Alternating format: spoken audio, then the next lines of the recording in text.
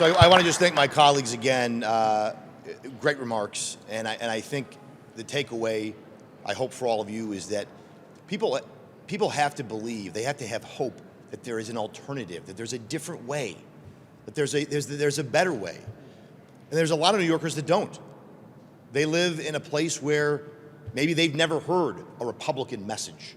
Maybe they've never met a Republican except for what's caricatured on the national news or what they hear from their Democratic elected official or what they see on TikTok.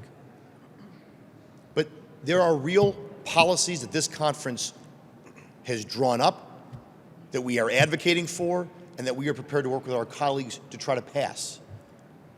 But they have to be willing to do it, and if they're not, then I want every New Yorker to understand that there is an alternative and you can do something about it. If your elected leaders are not willing to, then you have to. Because as we always used to say in the Army, and I'm sure Senator Ashby and Senator Walczyk will agree with this, hope was not a method. You got to have hope, but you got to have a plan. You got to have a way to bring that hope into reality, and that's what we're trying to do starting here today. So with that, I want to take any questions. We're on a little bit crunched because we do have to go to conference, but I'd like to take a couple questions before we go. Karen, just wondering your reaction to the budget yesterday. Sorry for mentioning something. Yeah, that's okay.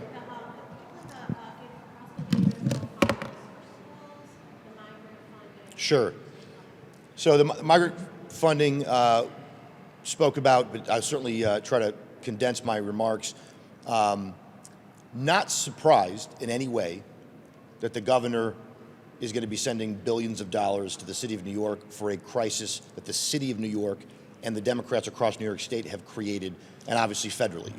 There's two reasons why we have a crisis: open borders policies and sanctuary city policies. Those are the two reasons why you have 160,000 illegal migrants with no place to go in the city of New York. And now we're displacing, and any way you slice it, Karen, the $2.4 billion, I'm actually doing a dig right now into the budget to find out how many things we spend less than $2.4 billion on in the state of New York. How many things do we spend less on that we could spend more on, but we're not?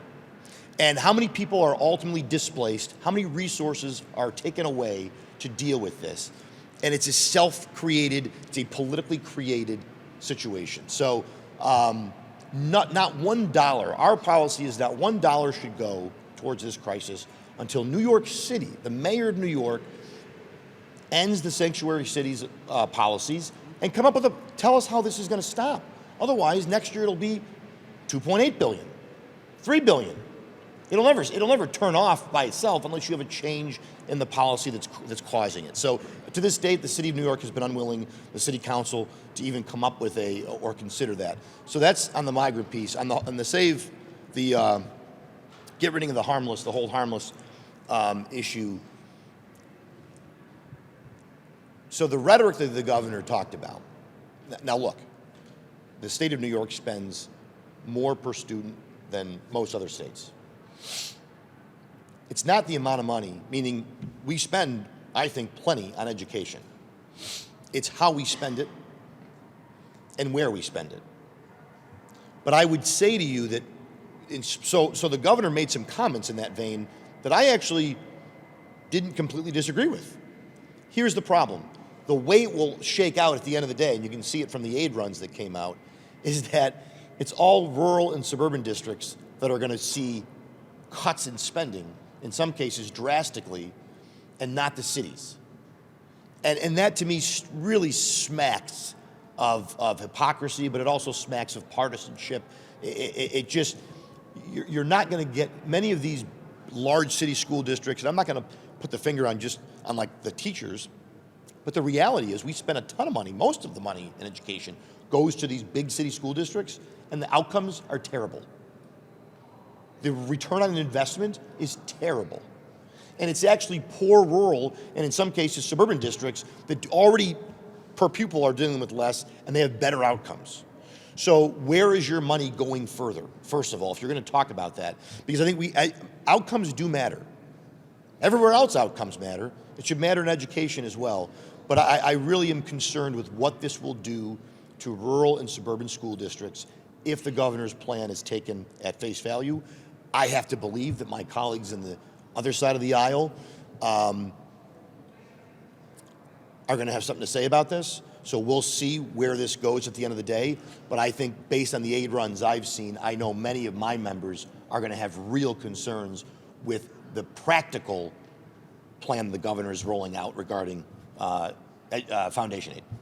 Senator, on the public safety issue, you kind of alluded to this. Do you expect voters this year will once again have that kind of like top of the mind, especially when it comes to, I think Senator Lanza mentioned, the quality of life concerns surrounding, like, having toiletries blocked away?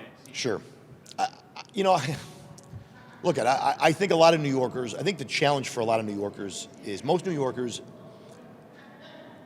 they're struggling to raise their family, put food on their table, keep a roof over their head. Maybe they're working 1 or 2 jobs. They don't always have time, and this is not a knock. They don't have time to do a deep dive on the criminal justice system. Most New Yorkers have never been in the criminal justice system, thankfully. They're not cops, they're not police officers, or they're not prosecutors, and they're not criminals. And so I think when bail first came up, I think most people didn't really know, well, how does that affect me? How do all these changes in the system affect regular New Yorkers? And I don't think a lot of people understood it. Even though we were talking about why it was bad, unfortunately, I think it's got to hit people where they live, so to speak. It's got to hit them in a way that they can look at it and go, something's wrong here.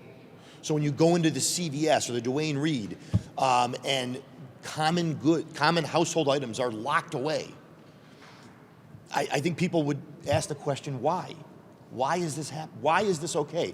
When you see a video of someone stealing things from the store and everyone is just standing around or pretending it's not happening, why? How have we gotten here? And it's because, in part, of policies, or in whole, that my colleagues across the aisle have advocated for and passed into law. It's because of rhetoric they've put forward. So I do think New Yorkers are increasingly of the mindset that the Democrat policies have been bad for public safety. Obviously, there's a lot of issues New Yorkers deal with, right? So public safety is one of them. There's a lot of other issues. And I just, we're going to continue to talk about this issue because New Yorkers are talking about this issue, not because it's just what we want to talk about. Every New Yorker, when I go to the city of New York, when I go to Rochester, people get carjacked in broad daylight in the city of Rochester. That's a quality of life issue. The governor could spend billions of dollars in the city of Rochester, and it won't make a damn difference if companies aren't going to come in there, if their employees are going to get carjacked on the way to work. It's just not going to happen. So no one believes we can do the big things if we can't do the little things. And right now, a little thing it's a big thing, but it should be an easy enough thing for this government to protect the people who pay their salaries. That's what we're asking for. Put people who pay, I don't care about the guy who's got 5 armed robberies.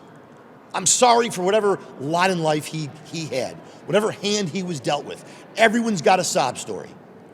But you know who I'm concerned about? The woman he robbed, the employer he robbed, the person he carjacked. We never talk about that person. We never talk about their ethnicity. Very often, they're also black and brown individuals. But somehow the victim is not as important as the perpetrator. They are obsessed with people who have broken the law and enacting better policies for people in prison and making it harder for people to be in prison. This conference has a very different mindset when it comes to that. Peter, the governor kind of positioned herself in some places yesterday with budget address, areas where she could be on a collision course with the extreme ones of our party, areas like taxes, even housing, maybe the education component. How can you best arrange the conference in a way that could be useful, either in a policy perspective or a procedural perspective? Are you talking about triangulation, I think? Yeah, right? If she wants to cut taxes, we're with her. Yeah. If she wants to cut taxes, we're with her all day long. I mean, look, it takes two. And I will say, last year, and I certainly would say this extends to this year, we were willing and have been willing to work with the governor, but she has to be willing to work with this conference. I can't go to the dance with my shoes on and dance by myself. I need someone else to do that. So this conference is willing to work with her, and I think would be able for her to stake out a middle ground on some of these policies. but she's got to be willing to engage this conference and do her part from the executive chamber, right? I mean, her folks around her. And unfortunately, and I say this truly regrettably, unfortunately up to this point, we have not seen that. And a great example was the judicial issue last year. She was, she was unwilling to even reach out to say, can we get your support on Hector LaSalle? Can we get your support around? It took her to face several defeats publicly and embarrassments for her to even like pick the phone up. So I don't know why that is. She's been in politics a long time. This is a relationship business. Even sometimes dealing and having relationships with people you don't always agree with. But I grew up, I live 40 minutes from the governor. So she can find me in a lot of places. So I'm hoping that I will make that offer to her and her team. We stand ready where it best serves New Yorkers to work with her or anybody else if it's in the interest of the people we represent.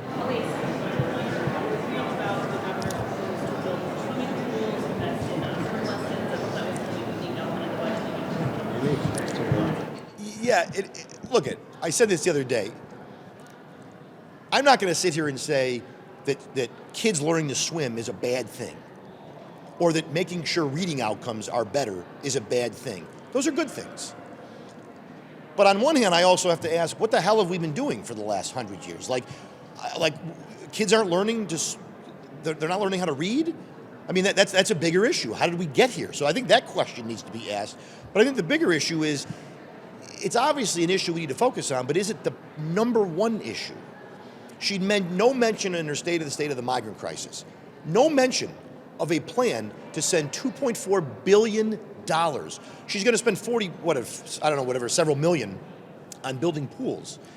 And that's a nice feel-good thing, right? It warms people's heart. We're building pools, we're teaching kids to swim, we're helping them to read. It's a good thing. But no mention by the governor of New York of the single largest issue right now facing the state, which is the illegal migrant crisis in the city of New York. So much so that you're going to spend $2.4 billion, but you don't think it's worth mentioning or talking about or addressing. It's very clear she doesn't want to talk about it. They don't want to talk about it because there's no way to defend it. There's no way to defend the policy at this point, so it's easier to talk about swimming pools and reading. That's the answer. I mean, so swimming pools and reading are fine, but there's major issues that she is not addressing, and building all the swimming pools she wants is not going to save New Yorkers from fleeing. New Yorkers aren't leaving the state because they can't get to a swimming pool. They're leaving the state because they can't afford to stay here. They're leaving the state because they don't think their government prioritizes them. There's some other priority afoot here, and it's not the hardworking tax-paying New Yorker. Thanks, guys.